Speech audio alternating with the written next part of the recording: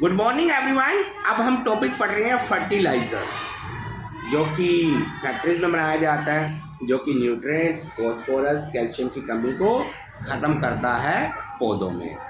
ठीक है जी। तो क्योंकि पौधों में न्यूट्रिएंट्स आवश्यक पड़ते हैं, तो मैं सबसे पहले जीविका से रिक्वेस्ट करूंगा, रीड करें। Yes Jeevika. Fertiliser are organic inorganic chemical substances manufactured in factory. हाँ जी, फर्टिलाइजर इनऑर्गेनिक सब्सटेंस होते हैं जो कि फैक्ट्री में बनाया जाता है। Fertilizers are used to supply chemical elements like nitrogen, phosphorus, potassium and calcium, जो कि नाइट्रोजन, फॉस्फोरस, पोटेशियम और कैल्शियम होता है। Commonly use fertilizer are urea, जो कॉमनली फर्टिलाइजर जो यूरियाज में है उनके नाम है NPK, nitrogen, phosphorus and potassium and calcium and the ammonium nitrate. Fertilizer are easy to store, transport and the use.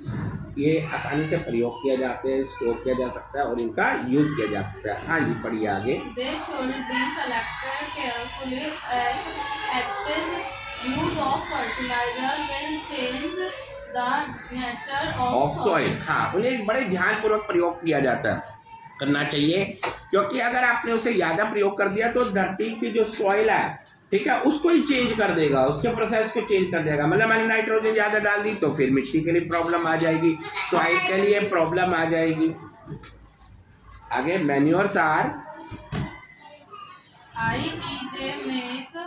can make soil either too acidic और too basic, या तो वो एसिडिक हो सकती है या बेस, एसिडिक और base हो सकती है। Manures are considered better than fertilizer because क्योंकि मैन्योर्स को हम फर्टिलाइजर्स के रूप में ज़्यादा प्रयोग, अच्छे से प्रयोग कर सकते हैं। मैन्योर्स होती है खाद, जो कि नेचुरल थी। first they enhance the water holding capacity of the soil. हाँ, ये धरती के पानी रोकने की क्षमता को बढ़ाते हैं। Second, they make soil porous and thus Exchange of gases become easy. अभी हम पढ़ रहे हैं कि मैन्योर मतलब जो खाद क्यों ज़्यादा अच्छी है फर्टिलाइजर से। पहले खाद इसलिए अच्छी है क्योंकि ये पानी को रोकने की क्षमता ज़्यादा रखती है। दूसरी, ये सॉइल पोर्स कर देती है। सॉइल पोर्स मतलब छिद्र कर देती है ज़मीन के अंदर, जिससे गैसेस का एक डिकम्पोजिशन, गैसेस अच्छे से मिट्टी में जा सकती है। और ये फ्रेंडली माइक्रोब्स होती हैं। और फ्रेंडली माइक्रोब्स क्या कहा था कि वो जो खाद हमारी बनाई जा रही है फ्रेंडली है, खेत के लिए फ़ायदेमंद है। अर्थवर्म्स का नाम सुना होता है, जैसे वो किसानों के लिए फ़ायदेमंद है। अर्थवर्म्स वो एक अच्छी खाद को बनाता है। They help in improving the texture of the soil, ये सॉइल के टेक्सचर्स को बदलती है। हाँ जी। Another method of replenishing the soil with nutrients is by crop rotation, हाँ जी। जो दूसरा मेथड है रिप्लेसमेंट करने का, मतलब ज़मीन को अच्छा बनाने का, वो है क्रॉप रोटेशन। क्रॉप रोटेशन बदल बदल कर की जाती है। In this method, different crops are grown alternatively. इस मेथड में कई तरीके की जो फसलें होती है बदल बदल कर उगाई जाती हैं।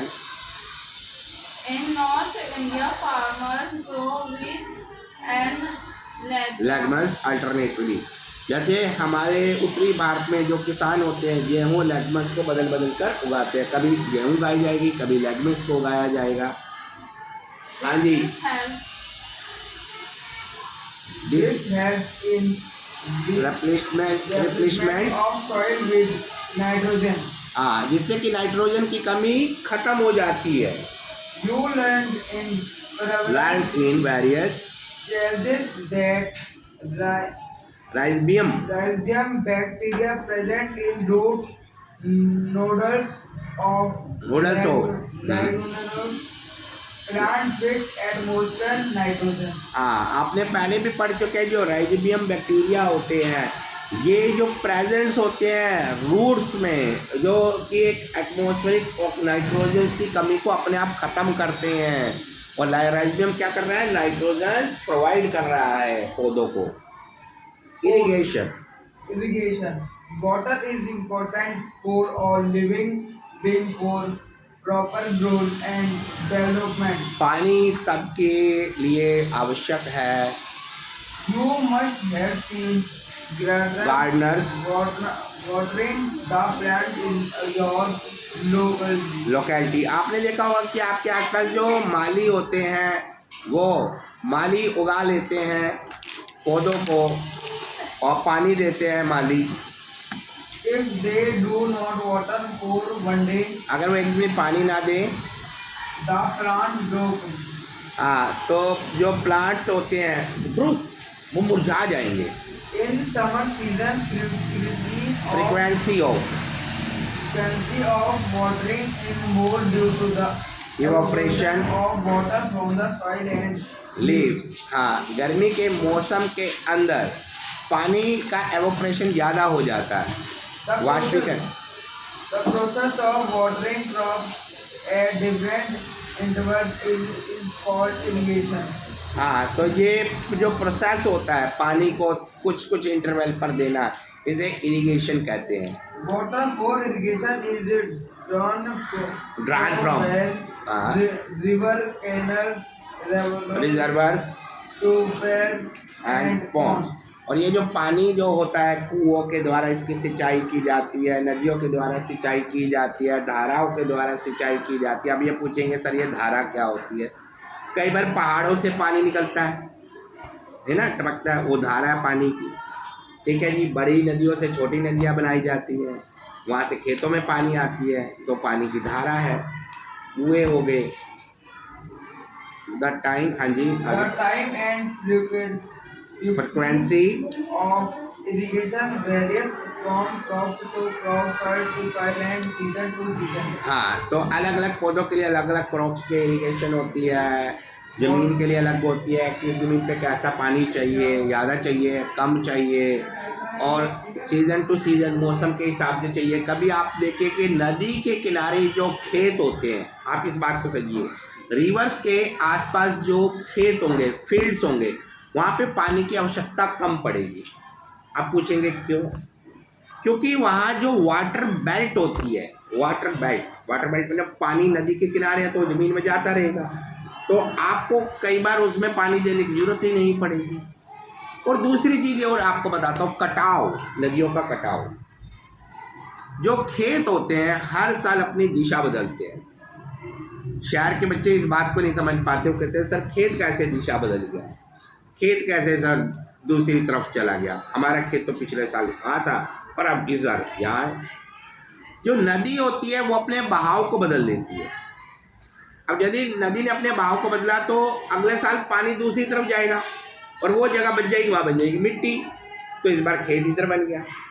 अब नदी का बहाव बदला अगले साल, उसने फिर दूसरी तरफ रूट ले लिया, तो जहाँ आपका खेत था वहाँ बन गया पानी और दूसरी जगह बन गई मिट्टी। तो ये बड़ा एक इंटरेस्टिंग फैक्ट एक बच्चे ने मेरे से पूछा था। उसने कहा था कि सर ये मेरे पापा कहते हैं कि खेत बदल गया हमारा नदी के किनारे है।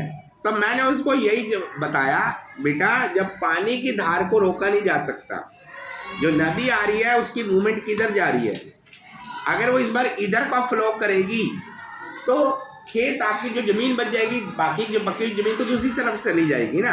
तो इस बार मूवमेंट हो जाता है पानी का, खेत नहीं निकलता, पानी का मूवमेंट हो जाता है, और जिस तरह मिट्टी बचती है वो खेत के लिए यूज़ होने लग जाती है।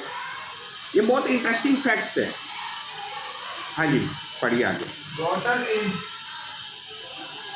absorbed by plant roots. पानी जो होता है प्लांट रूट्स के द्वारा अब्जॉर्ब किया जाता है। Minerals and fertilizer are also absorbed along with water. Mineral और फर्टिलाइजर भी पानी के द्वारा शोषित होते हैं, उसके पौधे जमीन के अंदर जाते हैं। Water is also essential for germination of seeds. हाँ, जो पानी होता है वो जर्मिनेशन के लिए ज़रूरी है, बीजों के लिए। Water also helps in transportation of nutrients dissolved in water Dissolved in to water. each part of the plant. हाँ, जो न्यूट्रिएंट्स के हर पार्ट्स में पहुंचता है पानी के द्वारा। It also protects the crop from Frost. as well as from hot Air currents. Air currents. हाँ, ये क्रॉप्स को भी बताती है, गर्मी से बचाता है पानी। The main sources of water in the field field is rainfall. Is rainfall. जो मेन सोर्स पानी का होता है वो रेनफॉल के द्वारा होता है। रोहित पाल, अब आप पढ़े। Method of irrigation. हाँ, सिंचाई के मेथड क्या क्या यूज किया जाता है सिंचाई में। First, traditional method. पारंपरिक मेथड जो पहले समय से प्रयोग किए जा रहे हैं। Water for irrigation is drawn, drawn from well, rivers, canal, reservoir, reservoir, tubewell and ponds. Ponds. हाँ जी, सबसे पहले ये नदियों के द्वारा, कैनल से, रिजर्वर से, जैसे मैंने आपका सरोवर से, तालाब कहते हैं जिसको गांव में, हाँ जी, उसके द्वारा किया जाता है। Earlier, cattle or human labor was used for lifting the water. पहले समय में इंसान पानी को खींचता था कुओं से।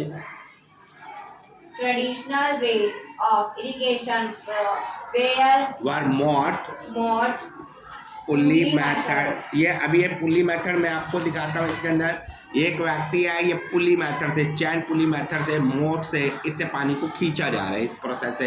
ये हो गया हमारा मोट मेथड, ये हो गया चैन पुल्ली मेथड, ये हो गया डेक्कल मेथड और ये हो गया राहत मेथड। यस, पढ़िए।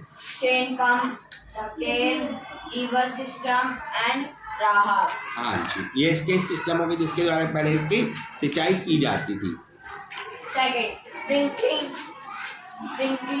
मेथड, स्प्रिंकलिंग मेथड मतलब चारों तरफ पानी का जाना। ये इस मेथड को देखिए, this is the sprinkling method. It consists of a main pipe to which many pipes are arranged to in series. हाँ, तो ये कई मेथड में पहले मेन पाइप के द्वारा सीरीज में लगाया जाता था। तो एक मेन पाइप होती थी, उससे बाद ये पानी चारों तरफ फैलता था। These pipes have nozzles Nozzle, and right. right angle. और इन पे नोजल लगा होता था। When water is flown through the top of the main pipe, it enters into the attached pipes and comes out in the form of sprinkles through the nozzles. तो ये इस pipe के द्वारा नोजल से दूसरी पाइपों से जुड़ा होता था, पानी इसमें से जाता था और ये सारी जगह फैल जाता था। This method is useful in areas where water is available in small quantities like deserts. ये कहाँ प्रयोग किया जाता है? डेजर्ट्स में, रेगिस्तान में प्रयोग किया जाता है। Third, drip method. लकी, आप पढ़े। Drip method. It consists of water pump attached to the main underground ground Pipe. which is further attached attached to various lateral pipes। तो ये पाइपों के द्वारा जमीन के अंदर होता है, तो जमीन के अंदर पाइप लगाई जाती है, फिर ये ड्रिप मेथड से पानी जाता है, इसमें पानी की बचत होती है एक तो। ठीक है, आगे पढ़िए। This lateral pipe have small nozzles which are located located just near the roots of the plant, और इसके नोजल प्लांट्स की जड़ों के बिल्कुल पास में होती है। these were where water flows drop by drop drop by drop at the position of roots. of the root. हाँ, ये रूट्स के पोजीशन की तरफ होते हैं। आप पढ़ें। हाँ जी, पढ़िएगा। Furrow irrigation, Water in with Weed. vegetable and some other crops is channeled into crops. फोरोस, जो पानी होता है ये फूरस मेथड से जाता है। इसमें ये कहाँ का यूज होता है? वीट में, गेहूं में, सब्जियों में। This method of watering plant is called furrow method, इसे फ्यूरो मेथड कहा जाता है। ये देखिए, this is the furrow irrigation. ये बिल्कुल जड़ों के पास रहेगा पानी इसमें। In some crops like wheat and Wheat and maize match too much irrigation irrigation result in a enough condition called waterlogging। और कई बार पानी बहुत ज़्यादा चला जाता है, उस कंडीशन को waterlogging कहते हैं। the extra water does not relocate done through the soil and reduces air and air in the soil, thereby damaging the roots। कई बार ये रूट्स को खराब कर देता है। जीविका आप पढ़ें। if waterlogging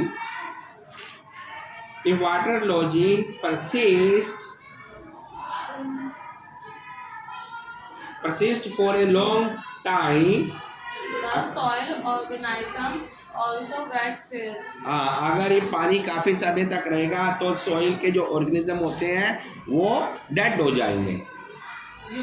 अल्टीमेटली थोड़ा ऊंचा पड़े। and storms hailstorms or fast winds accompanied by rain damage the crop. कई बार ये क्रॉप्स को डैमेज कर देती हैं। If it occurs at the stage of grain Maturation. it leads to fall of crop plant. हाँ जी, अगर मान लो कि फसल बिल्कुल तैयार होने वाली है और उस कंडीशन में ये वाटर लॉजिंग हो जाए तो फसल पूरी बर्बाद हो जाएगी। This is called lodging. जिसे लॉजिंग कहा जाता है। Weeding 5. Weeding. You must have observed that some other plants grow along with the desired plant, और कई बार दूसरे पौधे भी हमारे अच्छे पौधों के साथ उग जाते हैं और ख़राब कर देते हैं उसके पौध को। all plants other than crops are called weeds. तो ये जो प्लांट्स होते हैं इन्हें वीड्स कहा जाता है, खरपतवार कहा जाता है। Commonly found weeds are parthenium कैरेटोटा कांग्रेस ग्रास, जो कि पेरिथीनियम है जिसे कांग्रेस ग्रास कहा जाता है, कैरेट कहा जाता है, अमरनेंथम साइनोपोडियम ग्रास कहा जाता है, और यह विल्ड ओट कहा जाता है। The process of removing weeds is called weeding. Weeding, तो ये जो खरपतवार वाली चीज होती है, बेकार जो वीड्स है, इसे वीडिंग कहा जाता है। इसे हटाना वीडिंग कहलाता है। Weeds compete with crop plants for nutrients. जो वीड्स होती हैं ये अफेक्ट करती है ग्रोथ को अफेक्ट कर देती है क्रॉप की। Some weeds release toxins which damage the crop plants. Weeds are better removed before production of flowers and seeds. तो कई बार ये जो इनको बेटर होता है कि इन्हें हटा देना, इन्हें शुरू से ही हटा देना चाहिए फसलों से। In small fields, weeding can be done by hands by using trowels. तो जो छोटे खेत होते हैं उसमें हाथ से हटाया जाता है या खुरपे से हटाया जाता है। In big fields, a tractor-driven harrow is used. और बड़े खेत के अंदर हम यूज़ करते हैं हैरो को, ट्रैक्टर्स के द्वारा। In case of rice crops, which is flooded with water, with water, हाँ। a special Japanese weeder is used weeder is used to remove weeds. हाँ जी, अगर चावल के खेतों की बात करें तो एक स्पेशल वीडर को यूज़ किया जाता है जिसे जापानीज वीडर कहते हैं। Weeds are also controlled by using certain chemicals called weedicide, और कई बार हम कई केमिकल्स को यूज़ करते हैं जिसे वीडिसाइडर्स कहते हैं। commonly used weediciders are जो जो मोस्टली वीडिसाइडर वो है डेफिलोन है, मैथिलोन है, सीनांज है एंड 2,4-D है। यस, आप पढ़ें। These are spread in the wild. Field, इन्हें फील्ड में डाला जाता है। Nowadays, weed seeds weed seeds being harmful to Human being. are displayed with other chemicals called herbicides। तो आजकल के टाइम में हम herbicides को प्रयोग कर रहे हैं वीडर्स को डालने की, क्योंकि कई बार ये हमारे लिए बेनिफिशियल नहीं होते। which are obtained from plants। हाँ जी, जो कि पौधों से मिलते हैं। herbicides क्या हो गए, जो पौधों से हमें वीडिसाइड मिल रहे हैं वो हमारे लिए बेस्ट है। बाकायदे की केमिकल हमारे लिए रिस्की होता है। हाँ जी, क्रॉप प्रोटेक्शन। ऊंचा पढ़े several organism insect, rats, mites, Mites. and pesticides causing Disease. micrograms like Bacteria, fungi and virus damage crop and reduce their yes। yield। अब कई ऑर्गेनिज्म होते हैं, जैसे कई कीड़े हो गए, चूहे हो गए, बर्ड्स हो गए, और कई बीमारियां हो जाती है जो हमारे पौधों को खराब कर देती हैं।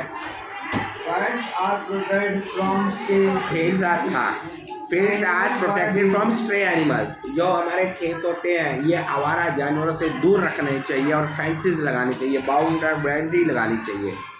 by raising wire fences and boundary walls। Boundary walls लगानी चाहिए। Birds eat and destroy grains in standing crops। हाँ जी, जो बर्ड्स होती है ये क्रॉप्स को खा जाती हैं। They are scared away by raising Scarecrows and beating of the drums. हाँ, तो आपने गांव में देखा होगा कि ड्रम बजाए जाते हैं और एक पुतला सा लगा दिया जाता है खेत के अंदर ताकि पक्षी भाग जाए। Many insects and rats damage and consume a Consume। large portion of grains। हाँ, कई बार कई कीड़े होते हैं जो चूहे होते हैं, कई पोर्शन खा जाते हैं, कई ज़्यादा खा जाते हैं, गेहूँ को बहुत ज़्यादा खा जाते हैं। Pesticides are often sprayed in liquid from a crop plant to control paste, तो पेस्टिसाइड को प्रयोग करना चाहिए। commonly used pesticides are मैलेथियन, जो मोस्टली जो पेस्टिसाइड है वो है मैलेथिन है, DDT, डाइक्लोरो डाइफेनिल ट्राइक्लोरोएथेन इसका फुल नेम है, BHC है, एंड डेस्टोन है। हाँ जी, and dictone specific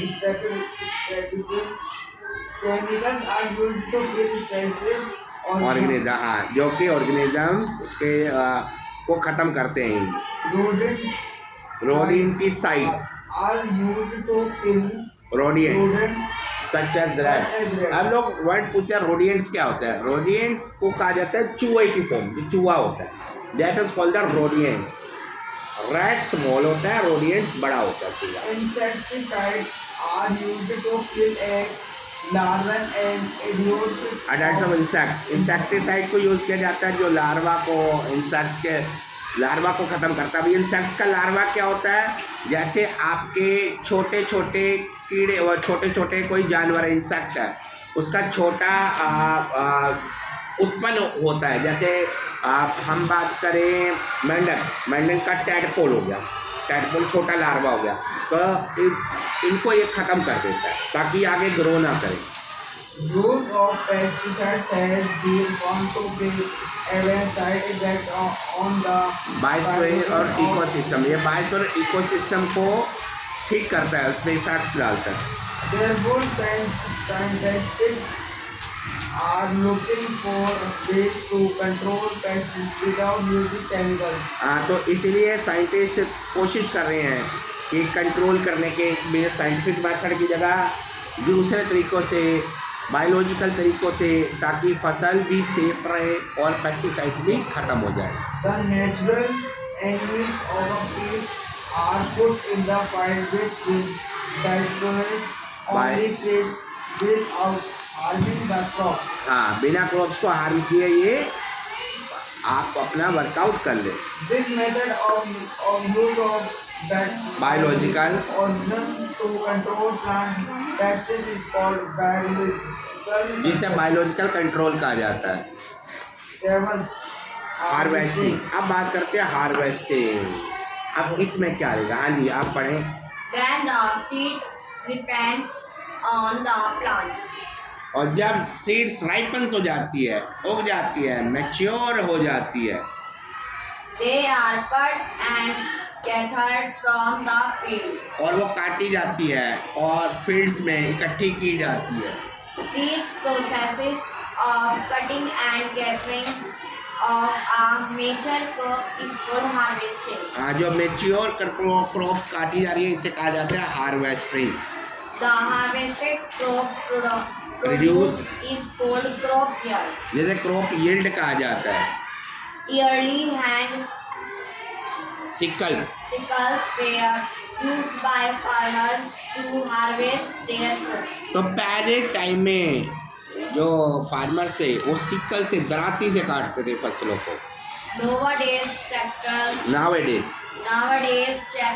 driven machine called harvesters are used for harvesting. और आज के टाइम में हम मशीन को यूज करके जो हार्वेस्टिंग के लिए प्रयोग करते हैं। After harvesting, the grains are separated from their stalks by threshing, threshing. और ये इसके बाद ये थ्रेशिंग भूसे को अलग किया जाता है। This is done by beating the cut stack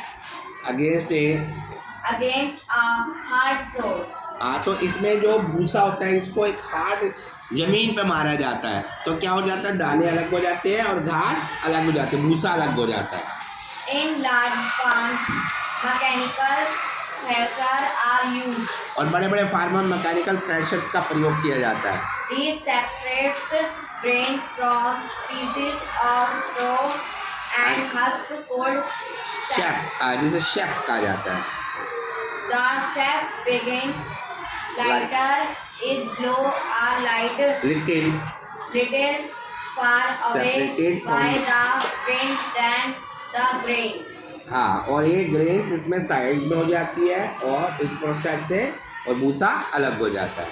Which begin heavier fall strand to the ground. हाँ, और भारी बीज जो होते हैं वो जमीन पर गिर जाते हैं। They are separated from the whole grain by winnowing in wind.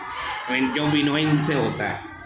Sometimes both harvesting and threshing are done simultaneously, by using a machine called combine. हाँ, तो एक मशीन होती है कंबाइन, इसके द्वारा हार्वेस्टिंग भी हो जाती है और थ्रेशिंग भी हो जाती है। Fruits and vegetables are plucked manually by farmers. हाँ, फ्रूट्स और वेजिटेबल्स होते हैं वो फार्मर्स के द्वारा हाथ से उखाड़े जाते हैं। आप पढ़े, हाँ जी Ankit. Vegetables like Vegetable like potatoes that go underground need special pickles pickle. For harvesting. For जो harvesting. आलू होते हैं वो पिकल्स के द्वारा निकाले जाते हैं, खोद कर निकाले जाते हैं।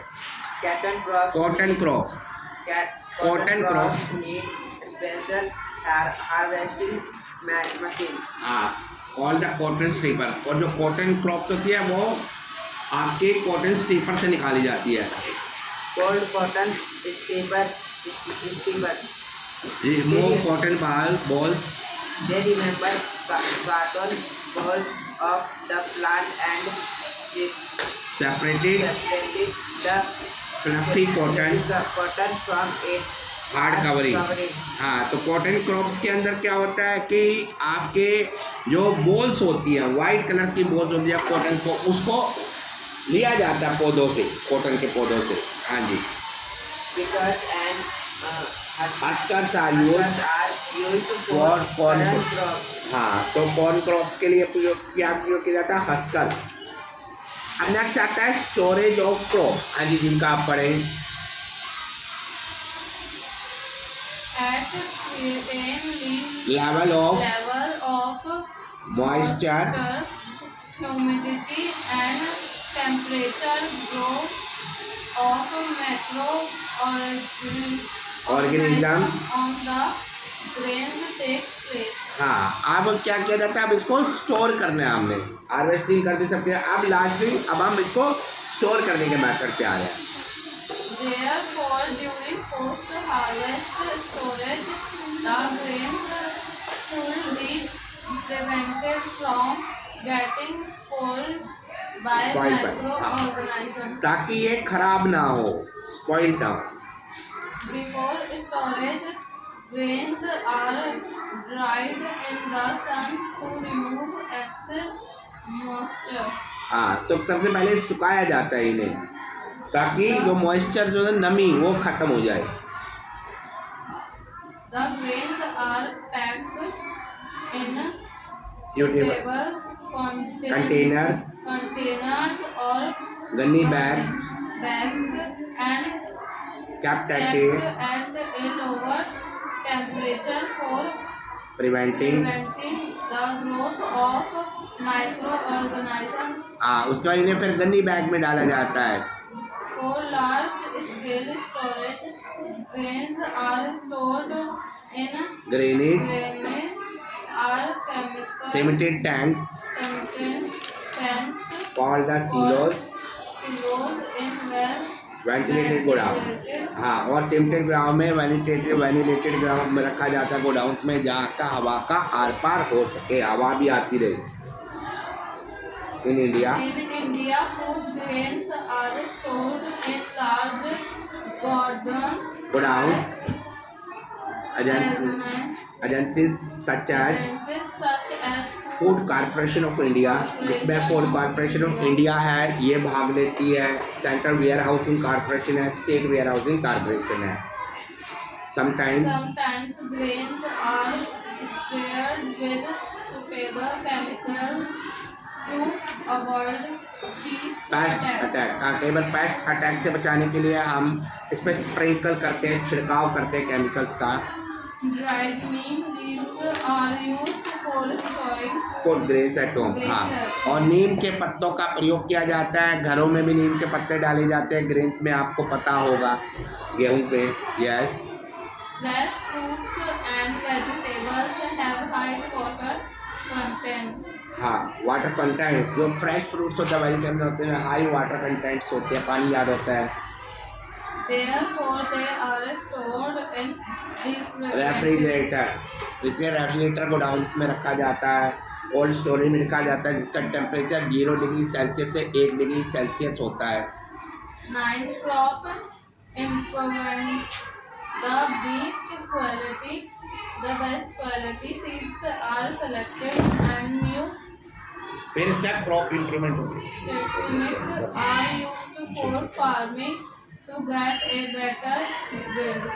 हाँ, और एक बेटर रिजल्ट किया जाता है, एक अच्छी टेक्निक यूज़ की जाती है फार्मिंग के लिए। Short condensed research scientist are trying to scientists are trying to improve Different varieties of crops that can mature earlier will more and also become resistant to disease and pest. तो इसे techniques use की जाती है ताकि हमें अच्छी फसल मिल जाए, अच्छी क्वांटिटी की फसल मिल जाए।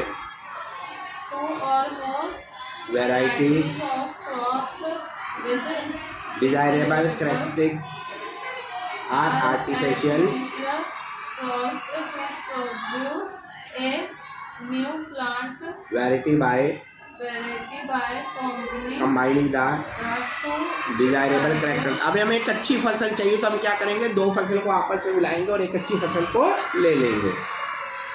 This process is called cross breeding, इसे क्रॉस ब्रीडिंग, प्लांट ब्रीडिंग या हाइब्रिडाइजेशन कहा जाता है। अब आया हमारा फूड फ्रॉम एनिमल्स। आप पढ़े, Animals are useful to you in many ways. Animals कई तरीकों से प्रयोग किए जाते हैं। Horses, camels, and bulldogs are used for transportation. घोड़े हो गए, कैमल्स हो गए, बुलक हो गए, ट्रांसपोर्टेशन के लिए प्रयोग किए जाते हैं। Cattle dung is used as manure for crops. Crop, हाँ, जो कैटल डंग होता है, गोबर का प्रयोग किया जाता है, कैटल डंग को उसको खाद के रूप में प्रयोग किया जाता है। Bullocks are used for plugging in agriculture, जो बुलक्स जो एग्रीकल्चर में प्रयोग होते हैं। milk and milk product are obtained from goat, cow, and buffalo, जो दूध होते हैं, दूध के प्रोडक्ट्स होते हैं, वो काव से, गोट से, बफेलो से मिलते हैं। Animals also provide a man with wool for clothing and hide for making food. जो एनिमल्स होते हैं ये वूल्स के क्लॉथिंग के लिए यूज़ होते हैं और जूते बनाने के लिए यूज़ होते हैं।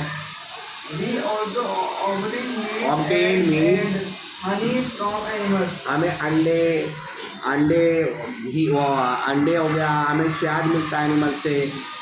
To keep animals healthy, they should be provided with Adequate food of right type उन्हें सही तरीके का भोजन देना चाहिए। and add seeds with empty seeds.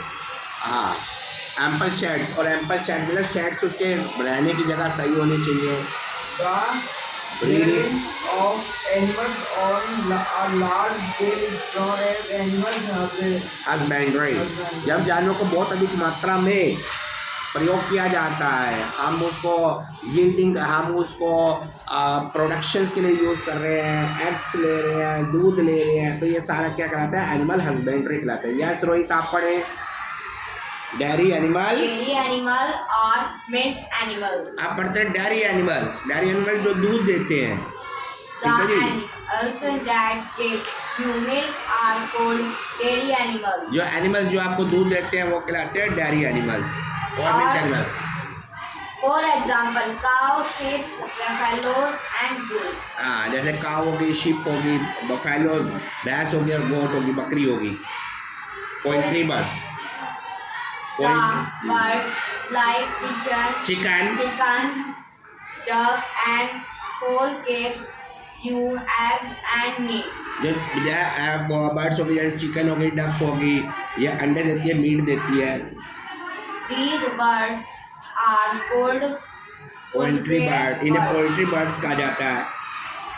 The practices of keeping and breeding birds that provide you with eggs and meat is called poultry farming. farming. हाँ, तो इसे पोल्ट्री फार्मिंग कहा जाता है, जिसमें हम अंडे लेते हैं, मांस लेते हैं।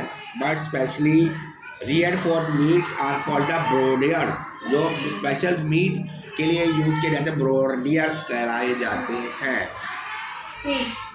Fish is a major source of food in India. जो फिश है ये मेजर सोर्सेज है हम फूड का हमारे यहाँ। The rearing of fish on a large scale is called pisciculture, fish बहुत ज़्यादा स्केल पर उगाया जाता की जाते हैं तो उसे पिसीकल्चर कहते हैं। honeybees. Honeybees are small insects that give honey. Honey जो छोटे इंसेक्ट्स होते हैं जो हनी देते हैं, शहद देते हैं। The rearing of honeybees on a large scale is called apiculture, और बहुत अधिक स्केल पर जो हनी हम लेते हैं तो वो कहलाते हैं apiculture. nowadays. Farmers also practices integrated farming, आज के समय में जो फार्मर है इंटीग्रेटेड प्रैक्टिस कर रहे हैं कि पोल्ट्री फार्म भी खोल रहे हैं, हस्बेंड्रीज भी खोल रहे हैं, और आपके ये पिसीकल्चर में भी आ रहे हैं। डेयरी और poultry can be combined with with pisciculture. pisciculture. हाँ, डेयरी फार्म को भी यूज़ कर रहे हैं, पोल्ट्री को भी यूज़ कर रहे हैं, पिसीकल्चर को यूज़ कर रहे हैं। So that the waste products of the farmer can be used to feed fish. हाँ, तो जो वेस्ट प्रोडक्ट है वो फिश के लिए काम हो जाए, फिश उसे खा ले तो एक ग्रोइंग फिश की भी हो जाएगी, और इसके बाद उन्हें वहाँ से पिसीकल्चर से भी बेनिफिट हो गया, ठीक है, डेयरी प्रोडक्ट से भी फ़ायदा हो गया। तो इस तरीके से कई नई प्रैक्टिसेस को की जाती है। ये बहुत ही इंटरेस्टिंग चैप्टर था। So next time we will come with the new videos. Thank you everyone.